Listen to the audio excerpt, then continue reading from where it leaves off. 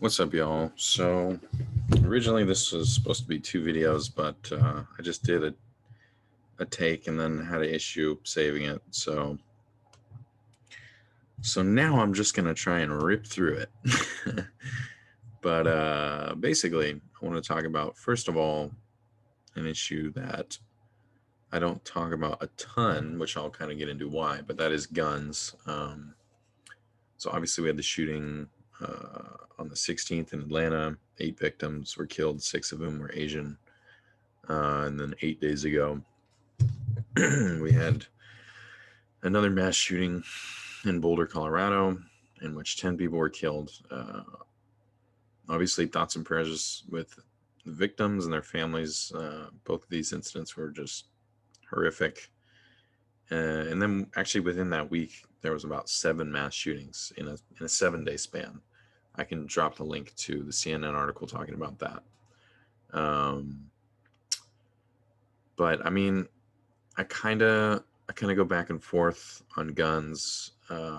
Ultimately, though, my stance is that we have to have more regulation. Background checks need to be better, um, and just the whole process needs to look different. Because when you look at situations like this, it's horrifying, and it's not occurring in other developed countries.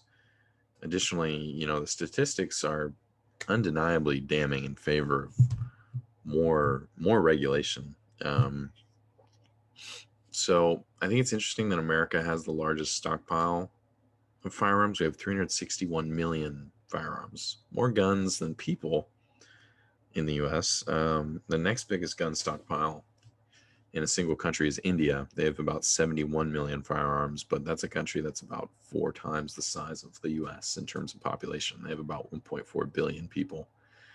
So kind of pales in comparison. I think the U.S. has something like 40 to 50% of all the firearms in the world. Um, so, and then wanted to show this chart here. So I think this is in every 10,000 people. So you have 66 wounded and 36 dead because of gun violence. Obviously, comparing that to all these other countries, it's just astronomically different. Japan and the UK, these two countries at the top, it's basically impossible to get a gun in either of those places. Drive-by stabbings are more common than drive-by shootings because of how hard it is to get a gun. So anybody who tries to argue that there is not a correlation between increased regulation and decreased violence is pretty much off their rocker, and I'm not going to even go there. I'm not even going to address that argument because it's so just fundamentally unfounded. And then this was interesting to me, just the changing attitudes of 18 to 29. So basically, like my demographic, in terms of guns. So I, initially would have thought people would be way more inclined to control gun ownership, but as you can see here, protecting gun rights is actually on the rise. I guess that's not super surprising considering how much the NRA dumps into Republican campaigns and all sorts of lobbying efforts to make sure that people are super scared that their guns are going to get taken away. And these statistics here, I would say, are reflected in my personal experience talking to conservatives. I would say most are far more concerned about having their guns taken than the risk associated with widespread ownership of guns. It'd be interesting though to see, that like 5 years after 2015, just because we did have some significant gun violence incidents, in basically every year except for 2020 because everyone was stuck inside. And this was interesting to me too. Just the price of a gun is so damn cheap. $1,500 for an assault rifle. That's about as much as a MacBook, and then $200 for a handgun, as much as like a Chromebook. So I mean, it's just cheap as dirt, and it wouldn't be such a problem if the background checks were comprehensive. And then this was interesting too, again, just to talk about the correlation between regulation and decrease of violence, just to make it totally clear for people. As you can see here, California and New York, the first and third biggest states by population, respectively, have fairly low gun death rates when compared to other states. The reason for that is because both of those states have all-out bans on assault weapons. Minnesota and Iowa over here also have some stricter regulations. So, again, as basically every state where they're passing regulation, it's making a big difference. So I think that this just substantiates the argument that we need more regulation, and we need it now. So I think, according to most polls, I mean, most Americans at this point are in favor of like some form of stricter regulation, or just like a change to the process, just because like it's insane that you can buy an AR-15 when you're 18, but you can't buy like just a regular pistol till you're 21. I didn't know that for the longest time. I was talking to a friend about it, and they're like, "Would you get a gun?" And I was like, if I did, it would be just a regular, handgun. And they're like, "Well, you have to be 21." And I was like, "That's absurd." Yeah, so I don't know. I mean, that obviously, there's stuff like that. And then background checks need to be way, way stricter. The amount of times, they're talking on the news about some shooting, and they're like, "Oh yeah, this guy also had like multiple documented health illnesses." I'm like, well, why was he able to get like 14 AK-47s then? That seems a little weird. So yeah, I think my personal opinion is like, we just shouldn't be able to buy like shotguns and assault weapons. I feel like a handgun seems like enough shooting power. Frankly, we could probably outlaw all guns tomorrow, and it would make a difference. It would probably really help. I don't necessarily agree that we should like do gun repossession like some liberals argue for, just because I don't like the precedent that sets of like going into somebody's home and taking their possession. Maybe that's kind of like the libertarian part of me.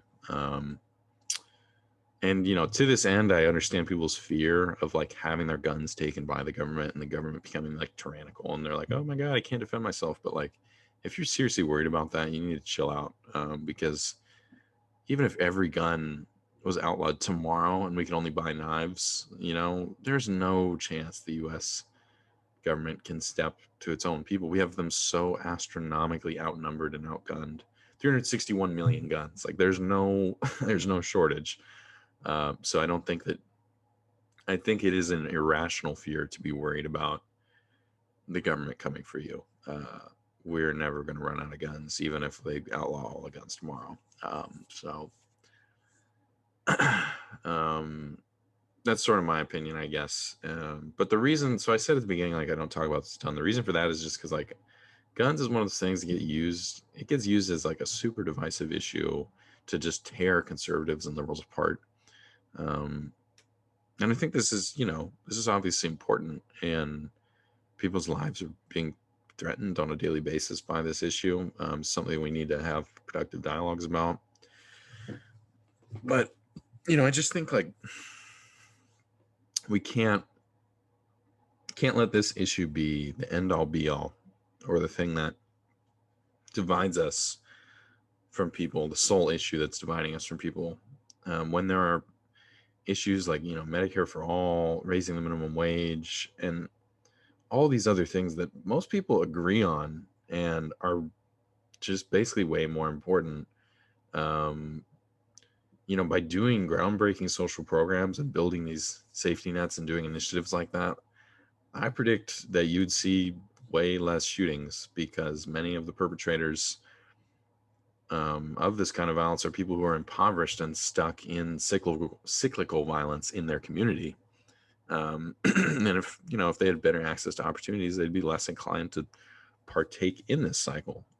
So I guess what I'm kind of saying is like I try to keep my eye on the ball, This is obviously an important issue. I'm not trying to downplay it by any means, but I'm just saying um, we need to stay focused on the things that politicians are not willing to talk about, like Medicare for all and minimum wage. They'll talk about guns all day because the liberals like Biden know it's going to play super well with their base to talk about, oh, we're going to do all this and that regulation, even if they never do it. And then the Republicans simply just talking about maintaining deregulation plays really well with their base. So it's a win-win for both sides to just have this like this conflict continuing and to never actually have any kind of nuanced, productive dialogue about guns. They don't want to really have a conversation about it. Why do you think the NRA is invited to debate at these town halls about the merits of guns? That's like inviting ExxonMobil to come debate about the merits of oil. Of course, they're going to argue in favor of it, but why the hell would you? Why would you invite them? Like, it's a whole thing. But yeah, basically what I'm saying is like they intentionally make it so we don't have productive dialogues about this and that we will just be divided forever over this issue. And they know, when I say they, I guess that sounds a little ominous and impending, but I guess what I'm talking about is like the basically just the powers that be and politicians in general. That's the they that I'm referring to. They know that they can distract people from the issues that really matter, the fundamental issues that would really change our society and they can keep people distracted with this whole conversation. It's kind of like abortion too. Abortion is obviously a hot button issue. It's really important to talk about. Personally, I am, pro abortion, pro women's rights. I just think that women should be able to do whatever they want with their body. I don't know why there's all these old white men making these rules. That is completely ridiculous. But I understand why people are offended by it and opposed to it. The problem is that, again, like guns, it gets used by politicians on both sides in a really divisive way. There's never any nuanced conversation, and it ends up becoming the end all be all for a lot of people, and we just lose sight of all this other stuff. Again, I'm not trying to downplay that as an issue. It's totally important, but you just got to understand that there are more fundamental, groundbreaking changes we can make that would, in some ways, solve some of these problems. Like if we had Medicare for all, the whole problem, a lot of the problems that women face in terms of their health and access to proper essentially just services like abortion, those problems would dissipate in a lot of ways if we had a universal healthcare mandate. The same could be said for so many other issues, I suppose. But anyways, that was kind of my whole spiel about guns. I'll keep talking about this as the situation develops, which I assume it will. Or maybe it won't. I don't know. It seems like every few years we just kind of start talking about it more again, and then people sort of forget, and then another shooting happens, and they're like, "Oh yeah, that's a thing," and then nothing ever changes. So I don't know. I don't know what to expect. I hope we get regulation, but the other thing I wanted to talk about, subject change, is what the hell is happening on the border. I just wanted to do a quick history social studies lesson for people who don't know. So right now, the border, what we know is that there's basically three countries where most people are coming from: Guatemala, El Salvador, Honduras. These are three pretty small Central American countries. And most of the migrants are families arriving from these places. So the U.S. Essentially are the ones who destroyed these countries because, for those who don't know, the CIA installs right-wing governments and did so in all three of those countries, who implemented market fundamentalism, which is, basically just laissez-faire capitalism. Oh, let the markets regulate everything. That will create an equal society. We know how that goes. Wow, my hand looks really white right there. Anyways, Yeah. So, I mean, that market fundamentalism inevitably leads to skyrocketing inequality and eventually a booming drug market, since you've got all these impoverished people who are becoming more and more desperate to make ends meet and not starve to death. Um, from there, the US implores the nation's leader that they have installed to institute a drug crackdown. So that leads to widespread unrest and violence between the government and now what you have forming is cartels, which is it's the same principle as gangs. When you put people in opportunity deserts, essentially places where they literally have no way out other than to commit crime, they're going to form gangs and cartels to try and come together and make money and not starve to death, like I said, um, and achieve some form of power in their community. um, so all these cartels and gangs are manufactured by us, indirectly. It's a complete misconception to think that these are just some hardened evil criminals who just they're the scourge of society and got to get rid of them. It's like, no, they are just regular people who you made desperate. Um, and when I say I'm kind of talking to Joe Biden, because his actions in the war on drugs, the Obama years, and the Columbia plan have helped set the stage for this whole situation under the guise of serving the interests of global capitalism. He didn't necessarily say that, but that's what this is all about.